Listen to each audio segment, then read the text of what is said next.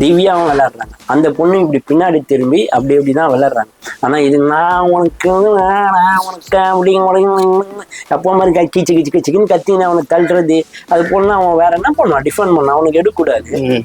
இப்படி அவன் முடிஞ்ச அளவுக்கு தள்ளினா லாஸ்டா பச்சை திட்டினான், உடனே தள்ளி விட்டான். Bigg Boss Vijay Sethupathi sir சொல்ற மாதிரி நாங்கள் ஏதோ வழுத்து பழப்புக்கு ஒரு பிக் பாஸ் நடத்துகிறோம், உங்களை கூட்டின்னு வந்து வச்சா அதுதான் உண்மையான வார்த்தையாக நான் பார்க்குறேன். ஏன்னா இங்கே இப்போ வந்திருக்க கண்டஸ்டண்ட்டுக்கு இந்த பார்வதி கத்தி கத்தி கத்தி கத்தி 30-35 நாள் பேரை கெடுத்துச்சு. இவன் வேற யாரும் வாட்டர் மேலன் கேமரா முன்னாடி போய் ஆக்டிங் பண்ணி மற்றவன் யாருமே ஃபோக்கஸ் ஆகாமல் நல்லா பண்ணுறவன் அவன், நல்லா பண்ணாதவன் அவன், அவனுக்கு சாதாரணமாகவே அவன் யூடியூப்ல பேசினாலே நல்லா இருக்கு கமெண்ட்ஸ் பண்ணி ஏதோ ஒன்று லைக் போட்டு கமெண்ட்ஸ் பண்ணுவாங்க. அந்த மாதிரி அவனுக்கு லைக் போட்டு மேலே தூக்கி விட்டுக்கிறாங்க. பாருங்க, இவனை பிரவீனெல்லாம் வெளியே அமுச்சு விட்டுருக்காங்க. இந்த வயிற்றுச்சல்லாம் சும்மா விடாதுன்ற மாதிரி மக்கள் எல்லாரும் கொதிக்கிறாங்க. அங்கே ஒரு பிரச்சனை ஒன்று வந்து தெரியுங்களா, தாவேக்கா, அதாவது தமிழக வெற்றி கழகம் கிடையாது, அதுதான் தாவேக்கா வந்திருக்குல்ல. தாவாக்கானா தமிழக வெற்றி கழகம் இல்லை, தமிழக வாழ்வு உரிமை கட்சி டிவிக்கு. அதை தான் இவர் இப்படி வச்சுட்டாரு. இருந்தாலும் அவங்க எல்லாமே மரியாதை. நான் ஏற்கனவே சொன்னேன், இப்படியே பண்ணிட்டு இருந்தீங்கன்னா வேல்முருகன் நம்ம சேனல்லே சொன்னேன், போயிட்டு அங்கே பெரிய பிரச்சனை பண்ணுவார். அது அவரு கூக்குரலில் கேட்டுது. ஏன்னா எனக்கு தெரியும், சாதாரண டோலில் பிரச்சனைனாலே விட மாட்டாங்க தமிழக வாழ்வு உரிமை கட்சி. இவ்வளோ தூரம் சார்ந்த சீர்கேடாக இருக்குன்னு போய் அங்கே எல்லாமே பிரச்சனை பண்ணாங்க, எல்லாமே நடந்தது.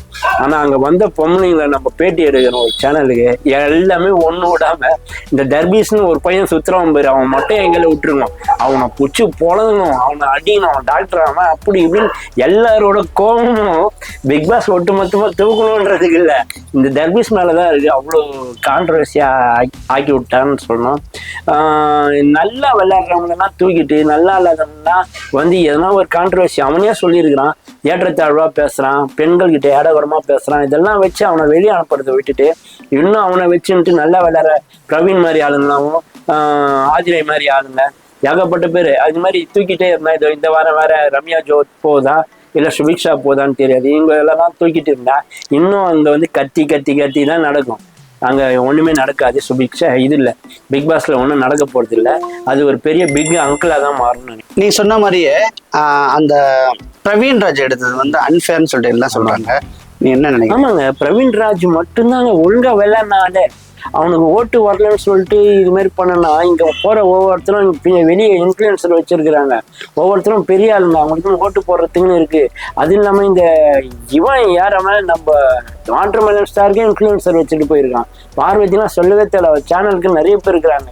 ஸோ இந்த மாதிரி ஆளுங்க கானா வினோத்துக்கும் சும்மா சொல்லக்கூடாது, அவங்களுக்குன்னு பாட்டு பாடுற கானா கேங்கு எல்லாருமே இருக்காங்க, ஒவ்வொருத்தருக்கும் ஒன்று. அந்த வகையில் பார்த்தீங்கன்னா இவன் பாவம் நல்லா விளையாடுற பையன், இவனை தூக்கினது கண்டிப்பாக ஏற்றுக்க முடியும். ஏன்னா அரோரா இருக்கு, ஏகப்பட்ட பேர் இருக்கிறாங்க உள்ள. அந்த எஃப்ஜே பையன் இருக்கிறான், நிறைய பேர் இருக்கிறாங்க. ஏன் நம்ம வாட்டர் மேலே பார்வதியே தூக்கலாம், யாருன்னா ஒருத்தர் தூக்குனாலே நல்லா இருக்கும்.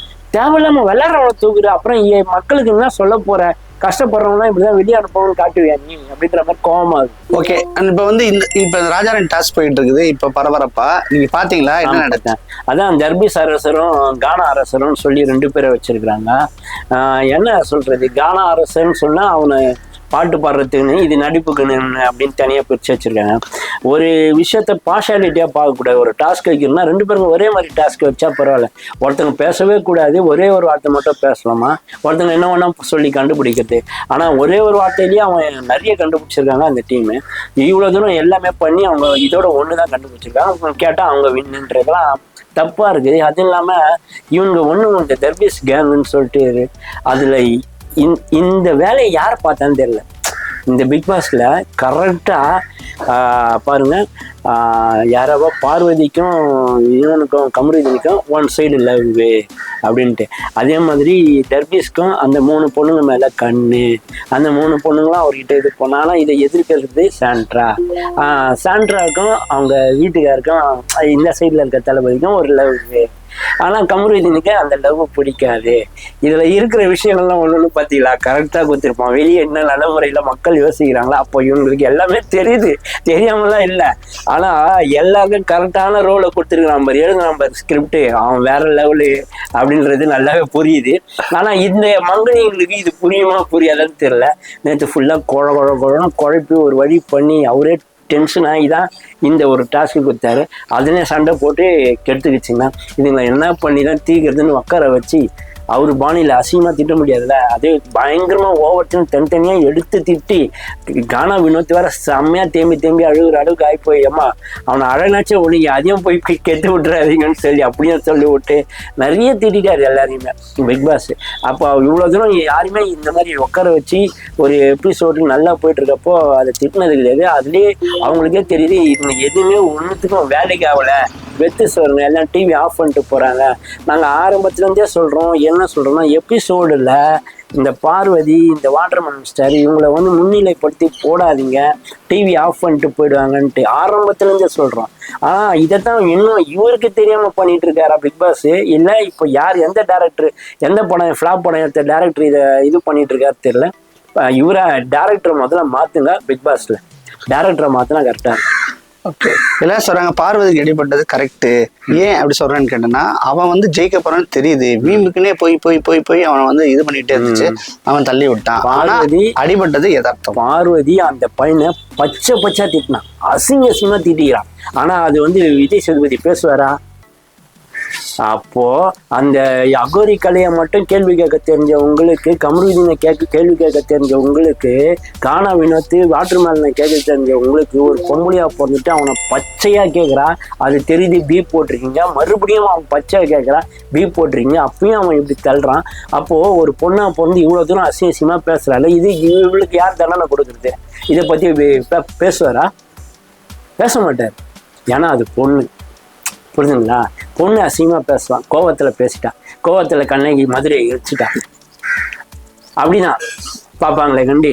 ஆனால் அந்த கோவம் ஆம்பளைக்கு ஒரு கோவமா பொம்பளைக்கு ஒரு கோவமா அப்படிலாம் நம்ம பார்க்க முடியாதுல்ல, பாவம். அப்படின்ற மாதிரி என்ன இருந்தாலும் சபரின்றது ஒரு குடும்பம் பார்த்துட்டு இருக்கு, அவனுக்குன்னு ஒரு குழந்தை கூட்டி இருக்கு, அவன் குடும்பம் இருக்கு, அவங்க அம்மா அப்பா இருக்காங்க. பச்சை திட்டுறாள், எப்படி தப்பு தானே? அவள் செஞ்ச பாவத்துக்கு தான் இவங்க பிக் பாஸும் கேள்விக்க மாட்டாரு, விஜய் சேதுபதியும் இதை பற்றி பேச மாட்டாருன்னு கடவுளே கண்ணை குத்திட்டார். அப்படிதான் சொல்லுவேன். தப்பு பண்ண கடவுள் கண்ணை குத்தி வர சொல்லுவாங்களா? அதுதான் இப்போ அந்த பொண்ணு கண்ணை குத்திருக்குன்ட்டு. என்ன ஒன்று, நான் பார்த்தப்போ மேலே வீங்கிருந்துச்சு, இப்போ கீழே வீங்கிச்சு, இப்போ ரெண்டு சைடும் சேர்ந்து வீங்கிச்சு அப்படின்ற மாதிரி தோணும். இதுல வந்து பார்த்தீங்கன்னா சபரி பண்ணது கரெக்டா, பார்வதி பண்ணது கரெக்டா? அதாவது பெண்களுக்கு இலகுவான உடம்பு தான், இவ்வளோதான் விளையாடணும்னு அவனும் கையை கட்டிட்டு தான் இருக்கிறான். இதே மாதிரி தான் அந்த சைடு திவ்யா விளையாடுது. திவ்யா தானே அது பேர், திவ்யாவா? திவ்யா தான், திவ்யா கணேஷ். திவ்யாவும் விளையாடுறாங்க. அந்த பொண்ணு இப்படி பின்னாடி திரும்பி அப்படி தான் விளையாடுறாங்க.